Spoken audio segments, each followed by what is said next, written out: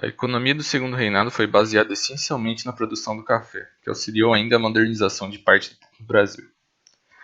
O Brasil, após sua independência, sofreu uma grave crise econômica, resultado da decadência da mineração e da produção de açúcar. Entretanto, o interesse do mercado europeu e dos Estados Unidos pelo café proporcionou um novo impulso à economia do Brasil. A partir da década de 1830, o café transformou-se no motor da economia do Segundo Reinado. As primeiras mudas de café foram plantadas no norte do país, na segunda metade do século XIX. Mas nessa região não havia solo e clima propício para a produção de café em larga escala. Um solo propício à cultura cafeeira era o existente no sudeste do país. As primeiras grandes lavouras localizaram-se nos brejos e pântanos drenados da Baixada Fluminense. A partir desse local, os cafezais iriam se estender para o oeste de São Paulo e para o sudoeste de Minas Gerais. Diferentemente do início da produção de cana-de-açúcar no período colonial, os capitais iniciais necessários às lavouras foram provenientes dos próprios fazendeiros ou de alguns comerciantes, como os que realizavam transporte de mercadorias na região de Sorocaba, interior de São Paulo. Na sua origem, o café não necessitou de investimento externo.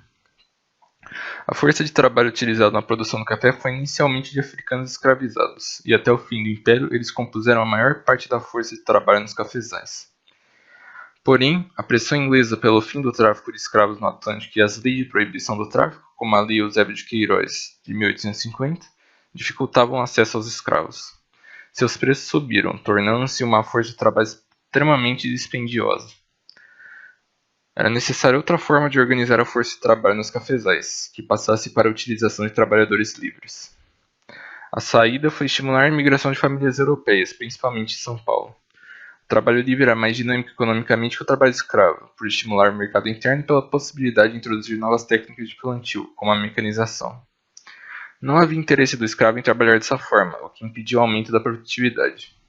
Além do mais, essas novas técnicas fomentavam a produção de ferramentas e outros utensílios necessários às lavouras, nas regiões próximas às fazendas. Na imigração, o fazendeiro financiava a vinda das famílias europeias em troca do trabalho em suas lavouras. Esse método inicial ficou conhecido como parcerias.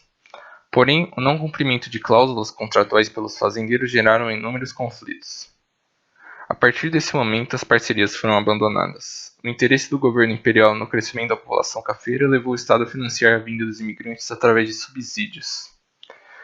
Em virtude do maior dinamismo econômico decorrente do trabalhador livre, alguns fazendeiros, principalmente em São Paulo, passaram a defender o fim da escravidão no país.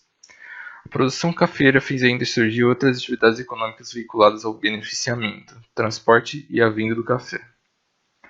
Os fazendeiros tornaram-se acionistas de empresas.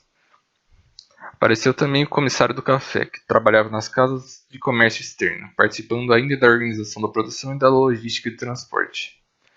Tal atividade proporcionou aos comissários o acúmulo de capital, que serviu para formar instituições financeiras e empresas de importação.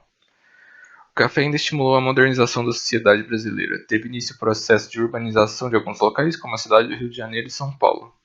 E mesmo no interior paulista, na segunda metade do século, cidades como Campinas e Sorocaba urbanizaram-se a partir do capital acumulado pelos fazendeiros. O principal símbolo da modernização estava nas ferrovias. A primeira ferrovia foi construída entre Rio de Janeiro e Petrópolis, em 1854. A partir daí, esse meio de transporte teve uma grande expansão.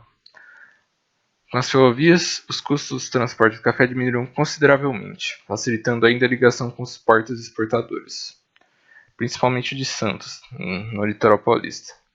A expansão ferroviária brasileira contou com capitais brasileiros e estrangeiros, principalmente os ingleses.